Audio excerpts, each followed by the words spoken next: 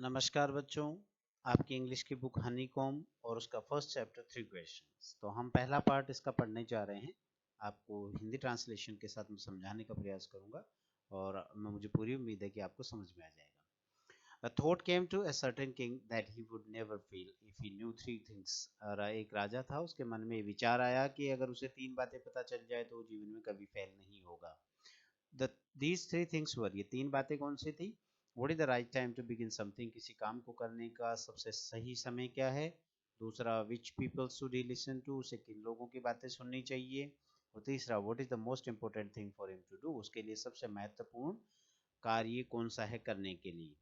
The king therefore sent messengers throughout his kingdom promising a large sum of money to anyone who would answer these 3 questions। तो राजा ने अपने messengers, अपने दूत जो है पूरे किंगडम, पूरे साम्राज्य में भेज दिए। ये वादा किया कि जो व्यक्ति इन प्रश्नों के उत्तर देगा उसे एक बड़ी अमाउंट जो है, बड़ा धनराशि जो है इनाम के तौर पे मिलेगा। Many wise men came to the king, but they all answered his questions differently। बहुत सारे बुद्धिमान लोग राजा के पास आए, लेकिन सब ने अलग-अलग जवाब दिए। In reply to the first question, पहले प्रश्न के जवाब में some said, कुछ लोगों ने कहा कि the king must prepare a timetable, कि राजा को एक टाइम टेबल बनाना चाहिए, and then follow it strictly, और उसका फिर सख्ती से पालन करना चाहिए। Only in this way, इसी प्रकार, they said, उनका कहना था कि could he do everything at its proper time, तभी राजा अपने सारे काम सही समय पे कर पाएंगे। Others said, दूसरे लोगों ने कहा that it was impossible to decide in advance the right time for doing something। कुछ ने कहा कि राजा के लिए बड़ा मुश्किल काम है पहले से ही तय कर लेना। The king should notice all that was going on। राजा को जो कुछ चल रहा है उस पर ध्यान देना चाहिए। Avoid foolish pleasures, जो मूर्खतापूर्ण जो खुशियां हैं, प्रसन्नताएं हैं, उनको छोड़ देना चाहिए। And always do whatever seemed necessary at that time, और हमेशा उस काम पे ध्यान रखना चाहिए जो उस समय आवश्यक होता है। Yet फिर भी कुछ अन्य लोगों ने कहा that the king needed a council of wise men who would help him act at the proper time, कि राजा को एक बुद्धिमान लोगों की, वाइज मैन की काउंसिल बना लेनी चाहिए और जो उसको हमेशा हेल्प करेगी कि कौन सा काम कब करना चाहिए।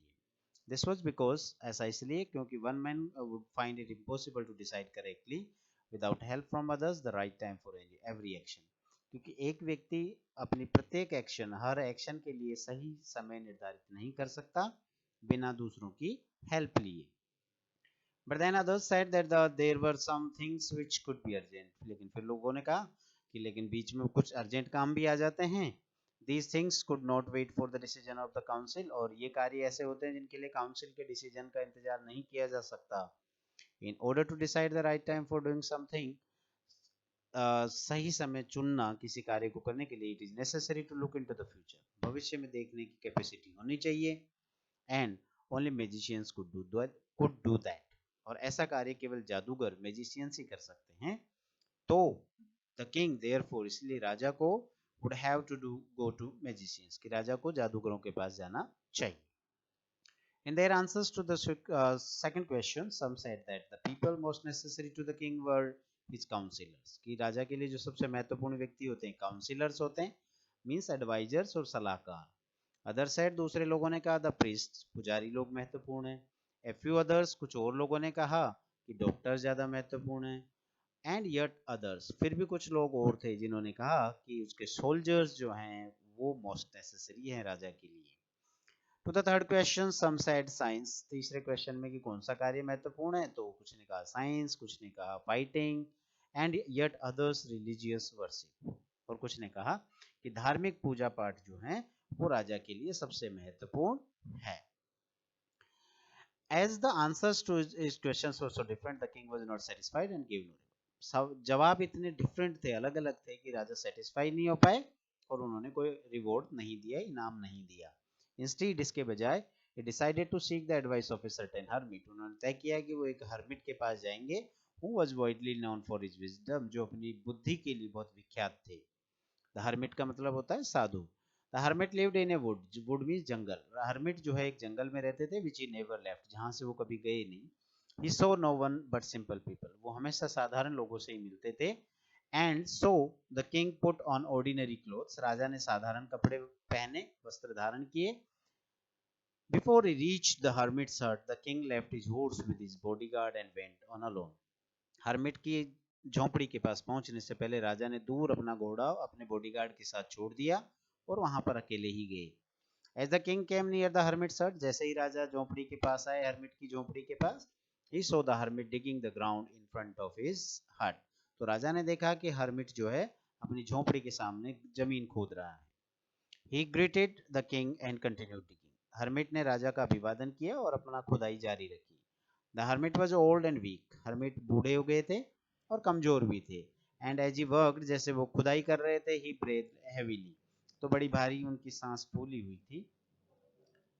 The king went up to the hermit, राजा हर्मिट के पास गया and said, I have come to you wise hermit, बुद्धिमान साधु, मैं आपके पास आया हूँ to ask you to answer 3 question, 3 प्रश्नों के जवाब लेने के लिए। हाउ कैन आई अर्न, ये 3 प्रश्न है। मैं how can I learn to do the right thing at the right time, सही समय पर सही काम करना कैसे पता चले। Who are the people I need most, कौन से लोग हैं जिनकी मुझे सबसे ज्यादा आवश्यकता है। And what affairs are the most important, और मेरे लिए सबसे इंपॉर्टेंट अफेयर्स, कार्य कौन से हैं। The hermit listen to the king, hermit ने राजा को सुना बट डिड नॉट स्पीक, कुछ नहीं बोला।